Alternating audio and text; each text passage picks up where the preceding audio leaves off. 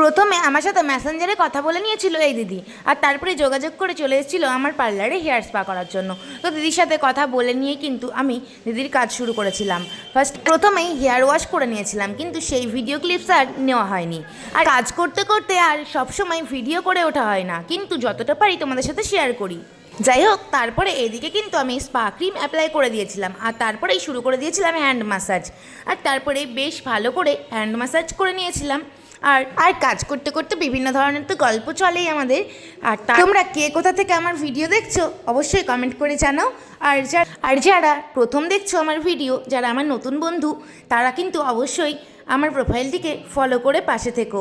আর ভালো লাগলে অবশ্যই লাইক কমেন্ট শেয়ার করে দিও। আর যারা আমার ভিডিও দেখতে ভালোবাসো, যারা সবসময় আমার ভিডিও দেখে থাকো, তারা অবশ্যই লাইক কমেন্ট শেয়ার করে আমার পাশে থাকবে। যাই হোক, তারপরে আসি কাজের কথায়।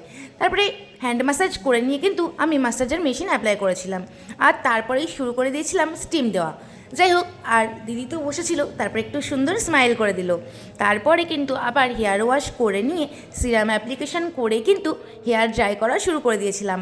আর হেয়ার ড্রাই তো তাড়াতাড়ি করতে হবে, যা ঠান্ডা মানে। যাই হোক, তারপরে এটা ছিল কিন্তু ফাইনাল রেজাল্ট। তোমাদের কেমন লাগলো জানিও। আজকের ভিডিও ছিল এটুকুই, টাটা।